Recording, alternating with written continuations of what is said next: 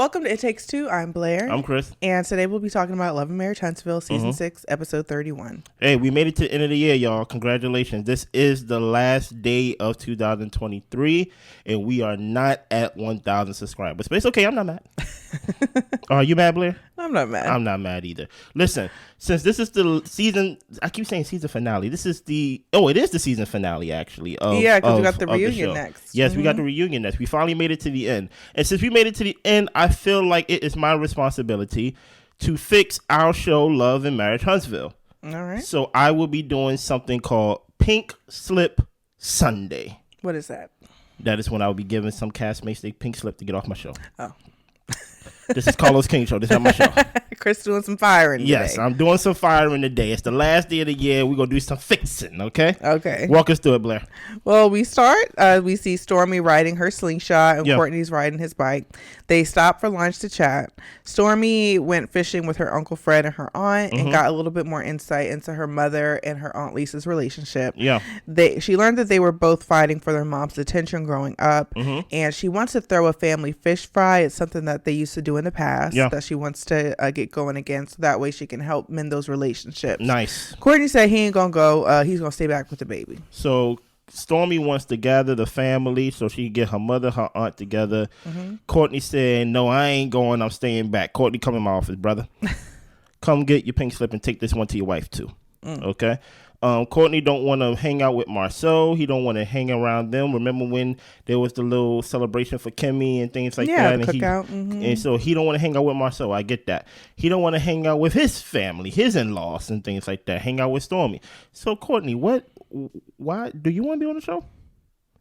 You have to be on the show. You have to give us something. Continue, Blair, because I think a lot of things are about to happen in these next couple of scenes. Yeah. Well, we move on, and the Fletchers are throwing a backpack drive. Yeah. Mel comes to help, and she chats to Nell about the Houston trip and how it was a lot more peaceful than some of the other trips. We get a flashback, and there has been fighting, arguing, a whole lot. Yeah. Martell reached out to Mel to meet up with him. She doesn't know what to expect, but she's going, and she's willing to listen. Listen here. Nell and Chris Fletcher come into my office. Are we going to have a cast by the end of this? Maybe you should wait to listen to what I have to say. Sorry. I renew y'all for next season. Oh, okay. Okay? Good. Y'all did a good job. Bring y'all a dysfunctional family back on the screen so we can see. Yeah. Okay? Please do that. Continue. Well, Stormi and her cousin Butter are heading to the fish fry. Yeah. Stormi wants to push for the sisters to be good, and she thinks that the siblings need to communicate effectively about their issues. Listen here. Everybody had this idea about how good the Houston trip was, and they feel inspired by this Houston trip. Blair, why is it that Stormi initiative for this season is to get her mother and her aunt relationship back on par?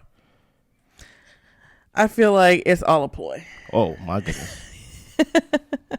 I think she's trying to keep her storyline interesting for the show. Okay. She can't just be up here arguing with Marsau the whole time. I mean, which is pretty much what she's been doing. That's pretty much what she did. But now she's switching it over to her mom and her sister, her aunt, and trying to get them back good. We've seen that happen in the past. That didn't go successfully. No. And even the Houston trip, I didn't think was that successful. Unless they did something we ain't see. Right. You get what I'm saying? Right. I mean, y'all didn't even stay at the house with them. So whole time. Come on, Blair. But, you know, she wants to be the bridge maker, the mender. Okay, let's just see what happens. Listen here. I don't understand how one of the agent of chaos of this season is now playing mediator between mother and aunt. So they got a grown folks business. This goes beyond you. This is beyond your level of clearance. But it's okay. Let's continue on. Well, Stormi and her cousin Butter arrive. Yeah. Stormi is hosting the fish fry for nostalgia, but she also doesn't know how to fry fish. Okay. So Interesting. Stormi's mom and Aunt Lisa are really just walking past each other, avoiding each other. Even at one point, it looks like her mom is stomping around and stuff like that. I thought that was kind of weird. But Stormi pulls her mom and aunt to the side so they could talk and not blow up in front of her grandmother. It starts to rain, so everything has to get moved to the Life Center, which is the church. Listen here, man. And she's excited about it. She says, maybe this is a sign. Listen here. She said the presence of the Lord is here. Mm-hmm. I can feel it in the atmosphere. That's an old church hymn back in the day. It's raining. Mm-hmm.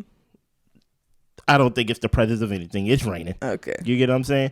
I don't really know what to expect from these two women. Mm-hmm. Blair is about to tell us. But initially, before they even came together, the first thing that came to mind is, this may be the finale of the show for this season. Because I feel like they are closing chapters that was kind of open in the beginning. Because there was no reason for Stormi to be with her aunt. Yeah. Mm-hmm. And her mom. You get what I'm saying? Mm-hmm. Unless it has something to do with, we started the season with them arguing, and now we kind of going to end the season with them rather arguing or making up. Yeah. You get what I'm saying? Walk us through it, Blair. Well, Stormi's mom's issue is that she is taking care of their mother full time. Yeah. And the mother lives with her and her husband, and she's asking for her sister for 1 weekend out of the month where she cares for their mom. Aunt Lisa says her husband works out of town, and when he's home for the weekend, she wants to spend time with him. I want to spend time with my husband. And Aunt Lisa also says that she's the only one who works and she needs rest. Y'all are unemployed. Well, Stormi asks for everyone to say one thing they feel, one thing that they want. And Stormi's mom feels abandoned. Yeah. And she wants 1 weekend out of the month. Yeah. Stormi asks him to hug. Aunt Lisa says you asked her for too much. She ends up hugging her mother and she goes home.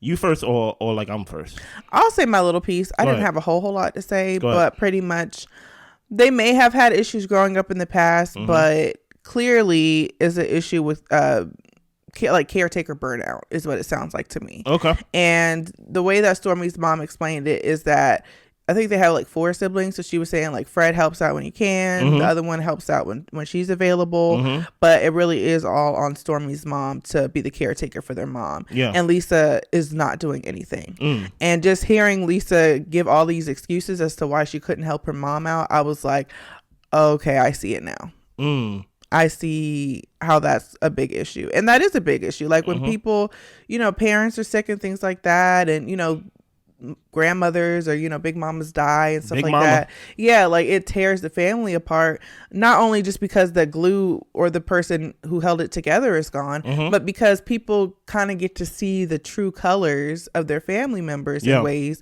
of saying that, like, I thought you'd be more helpful. I thought you'd be more involved. I thought that, we'd be able to communicate through these types of things, but you're an a-hole, pretty much.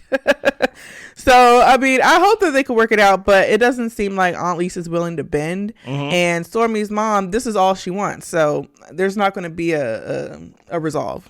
Listen here. Usually, Aunt Lisa, I say this. I don't know you. I have family in Alabama. As far as I know, we are not related. So I'm going to say this. Okay. Don't be crying the loudest at the funeral. Don't cry the loudest at the funeral, I said, Blair. Because you don't want to take care of mama. As far as I know, there's 4 weekends in a month. She just asked for one. She didn't say come by every weekend. She said, no, I want to lay with my husband. He go travel and I want to lay with my husband. That's fair. Stormi mother said, listen here, I want to do adult things with my husband too. That's basically we basically see how the apple doesn't fall far from the tree when it comes to Stormi. Yeah. You get what I'm saying? I want to take time and spend with my husband. Can you come take care of mama? My husband come home once a weekend. I'm like, yo, it's 1 weekend. It's 1 weekend. And usually this is what, like Blair said, the true colors come out. And guess what? The ones that don't want to help keep the person alive want to be the one crying the loudest at the funeral. Well, guess what? Don't do it. Okay? Don't do it. Stormi, I don't want to see your family on TV no more. I personally don't want to see you on TV anymore messing up my show. Okay? They tried to give a fake hug. It seemed like it was, what's the word? I don't want to say scripted, but it's kind of like, forced. Hey guys, it's the last episode. We are crossing our T's, dotting our I's with this story. Yeah, we're gonna wrap it up with a bow and can we do a group hug and sell it to you? And she was like, y'all asking for too much now. Carlos, get out my face. You know what I'm saying? Right. Listen here, good seeing y'all this season, Stormi, Courtney. Try better next time. Let's go, Blair. Mel meets up with Martell. Mel comes in a tight itty-bitty dress. And, you know, as women, sometimes we wear things to make him see what he's missing. I don't know if that was the case because Mel seems very clearly over him, but I just thought an interesting choice. She's still beautiful, y'all. Yes. He brings her flowers and pays for her tea. Mel says, nice gesture, but it's inappropriate, and asks, aren't you dating Sheree? He says he's single, and Mel says, I'm dating and it's inappropriate, so go ahead and give these flowers to the kids. Listen here, I know I've been an a-hole, but it's inappropriate for me to give you flowers? Yeah. Give it to the kids. Continue. Well, Martell thinks co-parenting has gotten better. He talked to Chris and learned in their relationship she didn't feel protected, and he apologized for that. He wants them to stay in a good place, and he wants her guard to be down and know that he's not going to do anything to harm her when, you know, they're around each other. Yeah. Mel says this is one of the most gaslighting experiences of my life. Wow. We don't talk. We text specifically about stuff pertaining to the kids. She even goes on to say even stuff that I feel like is unnecessary for me to communicate with you about. You just reaching out to me just to reach out. And she says we're not in a good place. Stop. We are not in a good place. Martell, what are you doing, brother? Really? Really? Because Mel, I felt like he was gaslighting me. Yeah. I felt like he was basically calling my lies or calling my eyes liars and things like that. What do you mean you just learned or you didn't know that she didn't feel protected? What? Was this during the time or allegedly during the time when he was threatening to release certain things that was inappropriate pertaining to her that can harm her image, that can harm her reputation, or that could just quote unquote an attempt to make her look bad? But yet you didn't know that she didn't feel unprotected? Was it you the one that have her in a, I think today, maybe a custody battle over the kids, trying to take her kids from her, but yet you didn't know that she felt unprotected? Bro, you're the attacker. And I even would be offended by the fact that you talked to Chris and you learned that from him. She's been your wife. She was your wife for how many years? Yeah. And she's been talking to you and yelling at you and pleading and begging and screaming at you for how many years? And you only hear it when Chris says something to you? That's even a slap in the face. Listen here, baby. Don't let him gaslight you. Don't let him gaslight you. You get what I'm saying? Continue. Yeah. Well, Mel says even seeing Nell crying and hollering, Mel can see that he is still an agent of chaos. Agent of chaos. And that confirms that he hasn't grown up at all. Martell asks, well, if we're not in a good place, how can we get there? How can we get there, Mel? It ain't gonna happen. What? Martell says that he's been waving a white flag, and Mel's like, well, you pretend to wave a white flag, but then you over there doing mess on the other side. Listen here, you said you waving a white flag, but really I see a red flag that says I declare war. Listen here, Martell, I don't really know what Carlos had y'all doing this scene, but both of y'all come in my office. No. For next season, I'm not going to give pink slips to either of them. I know as much as y'all want me to give a pink slip to Martell, but I will put Martell on probation. Okay. Right? Find a storyline next season outside of Mel. And outside of these fake businesses. No, I don't need to see you in a bathtub. I'd rather see him with the fake businesses. We are no longer, for the next season, going to make Martell and Mel film together. They went through a terrible divorce. They currently going through a terrible divorce because, you know, kids make things real tricky, and you know what things are going on. I ain't trying to break too much of the fourth wall. But Martell, you're on probation. If next season you don't have a storyline outside of Mel, you will get a pink slip. That red flag that you're waving, I'm going to be waving a pink slip telling you to get off my show. I'm tired of it. Yeah. And I think the viewers are tired of it. Of this whole force, let's have conversations, and now you over there looking like you about to laugh while talking about some, hey, I think we need to get to a better place. Brother, all of this, and he's like fake apologizing.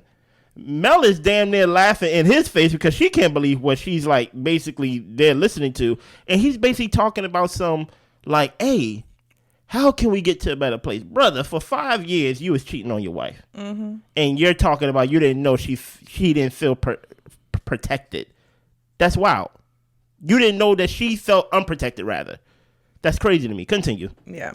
Well, Mel says, look, you should have thought about those things before you attacked and allowed another person to attack the mother of your 4 children. And we know who she talking about. Yeah, side piece. Yeah. Martell tries to apologize and says that he doesn't do anything now. Like, I'm not doing anything to you. I haven't done anything to you. He meant in the moment when he was buying the tea. Exactly. Mel's like, well, you all are always saying inaccurate stuff to people. Yeah. You said I was going to hotels cheating on you. Martell then tries to say he didn't say that. Martell. He's gaslighting you, Blair. We literally were in Houston. I was there. You was there. I saw you. You were over here talking about she was cheating in hotels prior to you being the first one cheating. And he over here backtracking, trying to say, well, he didn't say that, but I mean, it wouldn't be outlandish for somebody to think that. But you know she didn't. So why are you even bringing that up? Listen here. To be an agent of chaos. That's what she said. And that's why he's on probation. Yes. He's on probation. He said that if he knew what he did would destroy his family, it wouldn't have happened. Yeah. What? That makes no sense. Listen here. Listen, I almost have no reaction to Martell no more. It's almost as if I felt like he was talking to me. And he was talking to my intelligence, to where he basically was like, hey, you know, we all make mistakes. Let's all just get together. I don't even think he really understands the hurt that he does to Mel. And Mel is still affected by the hurt. Who can't be? But the hurt that he does and continue to do, which is actually outstanding. And actually, I'm like, if you could put that much effort in actually achieving some of the goals that he have, you know, builder's license and things of that nature, you may actually be like a very like ambitious guy. But see, what bothers me about Martell, and I like that you bring that up, is that he doesn't actually seem to want to do the work to actually be successful. He wants to just to appear successful. Let me leech off somebody else's builder's license so I can look like I'm in a successful business. But once this person leaves me, I have nothing because I never actually did the work. And the same thing with Mel. Let me go ahead and sit here and apologize and buy her tea and buy her flowers so it looks to the audience that I'm trying. I'm this really nice guy. I've changed over to a new leaf. But we see all this stuff on social media. We see that you got this lady in court trying to take her kids away, trying to get child support. What the hell?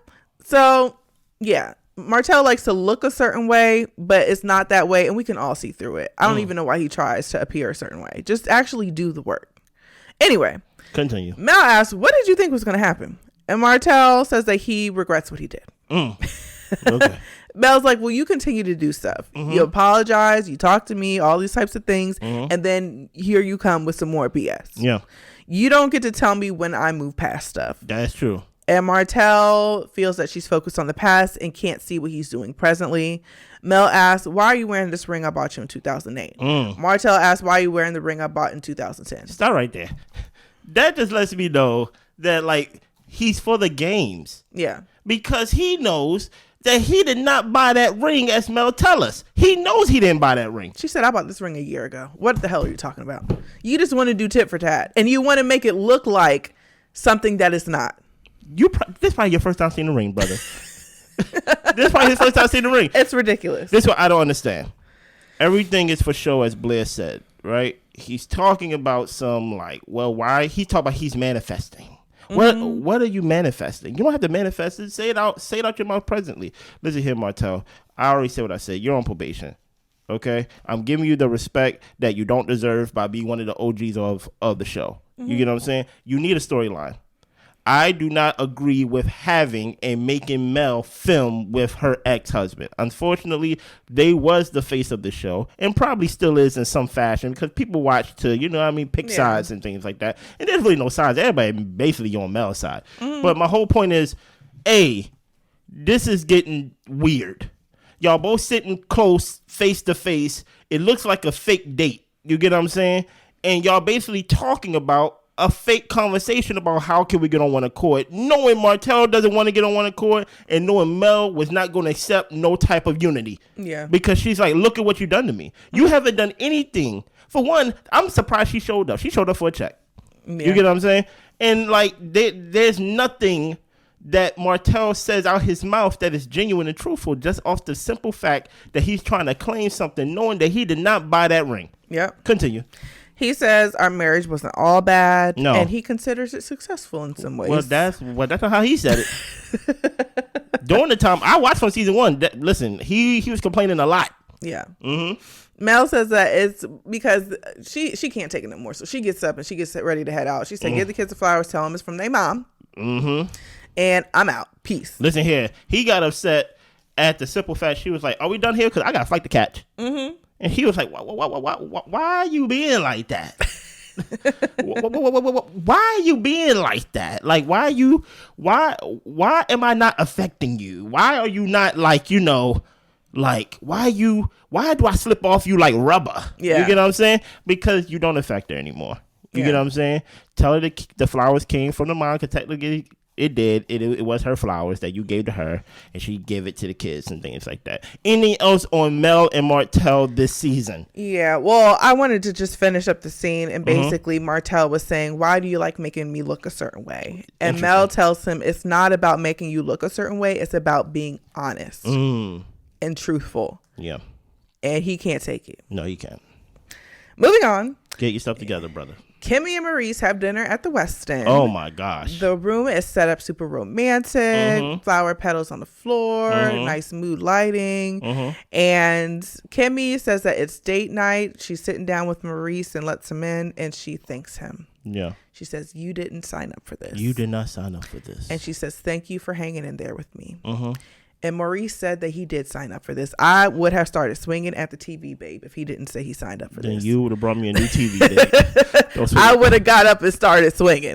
Because what the hell do you mean he didn't sign up for this? In sickness and in health, till death do us part. He signed up for all of this. And I appreciate him for acknowledging that. She has been an inspiration, Maurice is saying, and went through everything with grace and beauty. Kimmi said that he was there with her every step of the way, and she's been trying things to get her libido going. But chemo and radiation is really tough on the body. Losing her hair was hard, and having her appearance change. She said some of the comments were mean from people saying that she didn't look the same, and she already felt that she didn't look great. Whoever those people were was weird then. Absolutely. And she said all that played a role in her sexuality. Yeah. And she also did a boudoir photo shoot. Only thing I want to say is I never noticed anything online, and not to say I scrub all corners of the internet, but I never noticed online people saying negative things about her appearance or anything like that. Overall, it just seemed that people were happy that she came out with her story, and a lot of people related, and they just felt super inspired by her. Now, I'll say one thing, and this might be a reach, but she reaching, y'all. But sometimes, people, family, even somewhat friends, or just people that are in close proximity to you on the daily might feel comfortable saying that to you, like, oh, like I see you're going through it, or things like that. Really crazy and sensitive people. So I do hate that if it was people in her day to day telling her she looked different, like that's awful. She probably did see a comment. Who knows? Yeah. Well, she did the boudoir photo shoot. She surprises Maurice with a photo, and he is very happy by that. He tells her that he did something for her. He said he's been going to the gym and wants to show her his progress. He stands up, opens up his shirt, and we see he drew a 6-pack on his stomach. She knows, she shows him chocolate covered strawberries and champagne, and she puts on the lingerie, and he tells the camera people to leave. Scroll back up to the beginning of this scene, because I'm about to tear Maurice a new one. In this scene, people may have looked at this and think this is a happy story, but this is actually the calm before the storm. Kimmi, Maurice coming to my office. Y'all both are good for next season, but I hope y'all don't get a divorce. Let me go through Maurice timeline. Maurice gets married to Kimmi. We seen that beautiful marriage, that beautiful wedding on the boat in Miami, right? After the wedding and so forth, Monster becomes the quote unquote goal for the family. Yeah. Also at the same time, he's dealing with Kiowa. I think that's how you pronounce her name. During that time, Kimmi doesn't feel protected because he defends Kiowa. and things like that. Maurice may have been playing the long game because he wants custody of his son during the summer or maybe during the school year. Who knows, right? Also during that time, I don't know, you remember, Blair, Kimmi was also bringing up the fact that, hey, we haven't went on a honeymoon. Yeah. You don't have him around the house. We haven't gone on a honeymoon. But let's continue on, right? Monster's there. Monster doesn't do the chores. Monster doesn't listen to quote-unquote Kimmi and things like that. They even have a conversation. Maurice thinks it's a conversation to have between Kiowa and Kimmi to put their little passive-aggressive beef with each other. Maurice gets up and leaves at the first meetup, I guess, right? So at that time, during this time, it's kind of the same tone that Mel was saying with Martell, but different. But, you know, women, I don't feel protected. You feel what I'm saying? I don't feel like your protection of me is a priority compared to your ex-wife. But let's continue, right? Okay, Kimmi get this diagnosis that she has breast cancer. I'm skipping some things, but I want to get to my major point. And Maurice is there for his wife. Kudos. In sickness and in health, as Blair preached to us, as the preacher did on the wedding. All right. Right?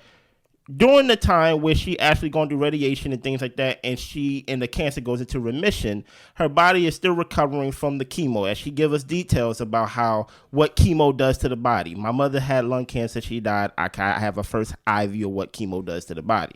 Right? During that time of recovery, he begins to complain about the sex that he's not having. And I'm not talking about the time of the chemo. I'm talking about the time where she's trying to get her legs under her again. Yeah, she's recovering. Right? She's recovering even though it's in remission. Even during the time before the cancer that she knew about, he was talking about we need to have more sex. So during this whole time, even in the beginning of this season, he talks about the little sex that they have. And then so forth that they have a sex therapist, so forth that they have sex homework that they have to do to where she sits on his lap and they just stare at each other for hours. And then at the end of the season, after we find out that he said to Carlos King on social media that she just turned around and take it, right, to his wife, right, that she just turned around and take it, and that's her way of standing next to me or standing by me while I stand next to her during this time. You want to say something, Blair? Yeah, I just want to say he didn't just say take it. He said suffer through it. Suffer through it. While he says that, thank you for that nugget, Blair. At the end of the season, after complaining about how he don't get enough sex and things that he said to basically disrespect his wife, he gets sex? How is this? Like, it seems like the only goal or the only mission of Maurice's story and Kimmie's story is Maurice says, I want sex, and Kimmie's like, I can't do it. I'm doing all these external things to get me to want to do it. And then at the end of their story, she's like, guess what? We gonna have sex tonight. Maurice, stop it. Stop it. The little respect that she gave you for saying that, you know, I did sign up for this, I take that back. You get what I'm saying? Because here's the thing about it. Everything cannot be a reward system type of thing. To where it's like, oh, if I do this, the reward has to be sex. Being with your wife or sticking with your wife, for one, I don't even know Kimmi. Let me go to Kimmi for a second. Kimmi, I don't even know where the heck that came from. You didn't sign up for this. Don't do this little pity thing. I don't like the little pity thing. And you may have really meant that, but you can't say that type of stuff to Maurice, in my opinion. Even though Maurice was nice enough, and guess what? I do believe, even through all the things I listed, that I do believe he do love Kimmi. But I do believe that he do have some type of immaturity when it comes to intimacy and sex. It's just what it is. Intimacy is not only you poking your wife. Intimacy is like the sex therapist said. Listen here, everything that happened in their story has been everything to serve Maurice and to serve Kimmi, kind of. Yeah. We gonna bring the sex therapist because I want to get my libido up. Why do I want to get my libido up? Because my husband is telling me it's all in my head. Yeah. That's all we kept hearing throughout the season with this story. Am I lying, Blair? That's true. Okay, so like, what is this little thing? And then even when she gets you this portrait that you want to hang up in your office, it's kind of strange, but that's beyond the point. You over here drawing things on your body and stuff like that as if it's a joke. Listen here, man. Next season, do better. That's all I want to say. I don't want to hear no off-season stories with Carlos King and things like that. We talk about suffer through it, taking it, things like that, and you think you're being funny, but really I hear what you're saying. Listen, be better. You get what I'm saying? Anything else on them, I feel like I went too long. No, you said all that needed to be said. Thank you. Yeah.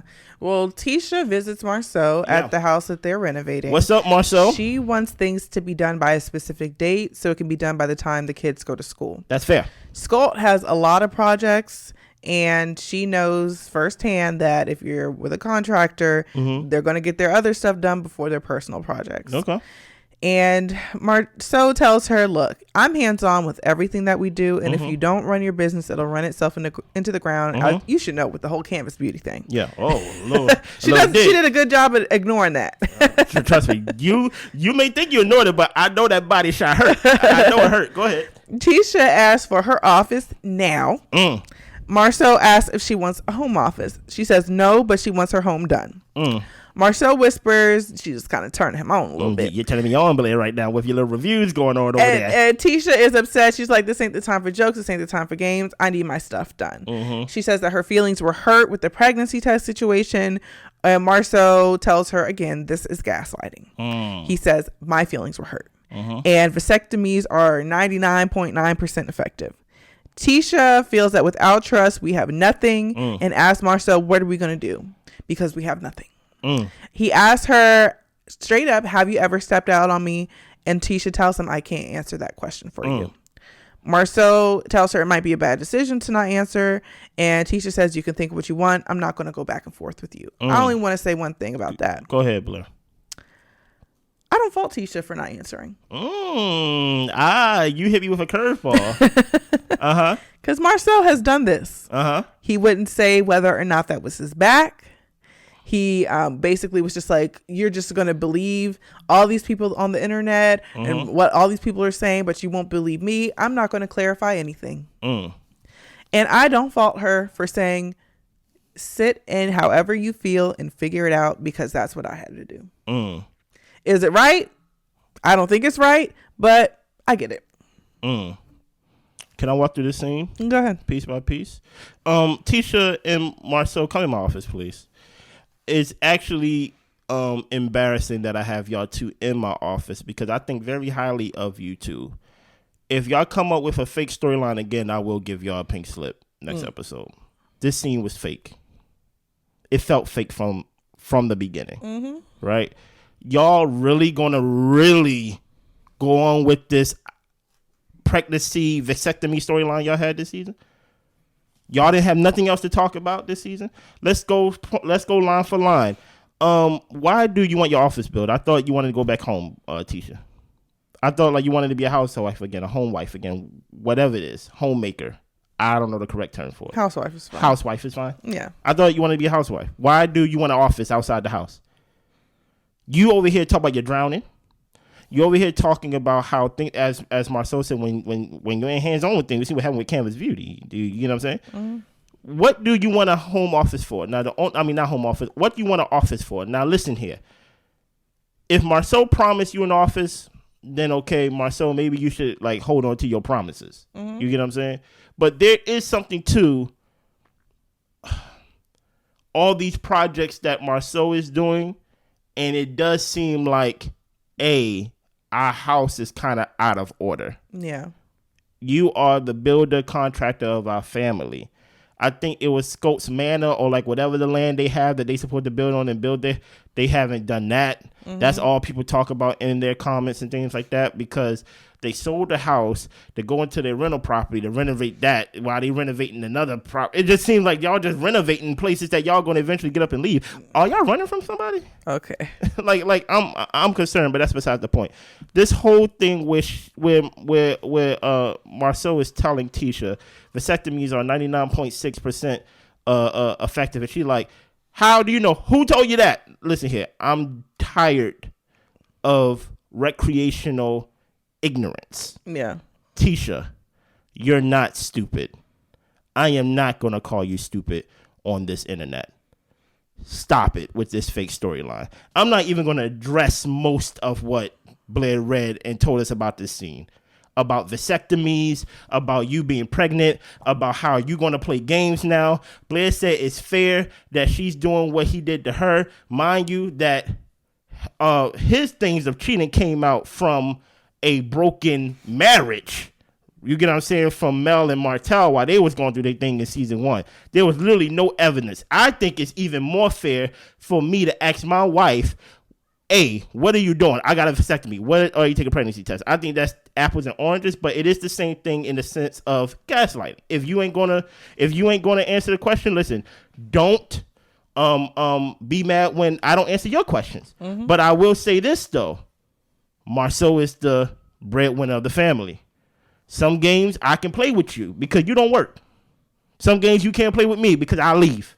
And that's the reality that how men view things and how men take it to that level. Okay. You get what I'm saying? Tisha, don't play with your husband.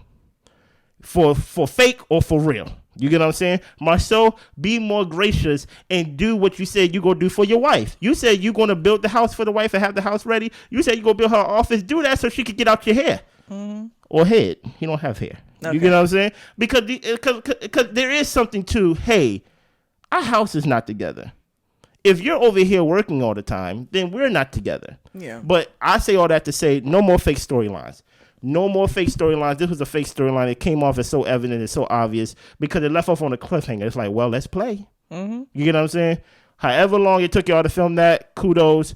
Come up with a better storyline next season. If there's anything else on the show that you want to share, anything on the season you want to share, Blair? No, I've expressed everything I wanted to. Lou, Tiffany. Oh, dang, I forgot about them. Yeah. I know y'all took 2 pink slips out my office and gave them to yourselves. I want to see y'all back next season. I don't. I know you don't, but I need to see them back next season. Okay. Keke, come into my office, lady. You ain't coming here to talk about your Costco thing. You came in here talking about Tisha's relationship. As far as I know, you're married. Mm-hmm. And this show is called Love and Marriage Huntsville. Keke, I would say this. The only way you show up on next season is if you show up with your husband. Other than that, I don't want to see Keke independent of anything. Okay. If she's not with her husband and they have a storyline of their own, I don't want to see Keke with Mel. I don't want to see Keke with Tisha. I don't want to see Keke talking about nobody except the things going on in Keke's life. I think that's fair. Yeah. You think that's fair? I enjoyed this season. I know some people really don't like the show, but I like the show. Yeah, I still like it. I'm still fully entertained. Yes. Good job, Carlos. Congratulations to another season. And they renewed this season for next year. So nice. We will be back reviewing this season, or next season rather, of Love and Marriage Huntsville. Anything else, baby? That's all I got. Y'all be good. Bye.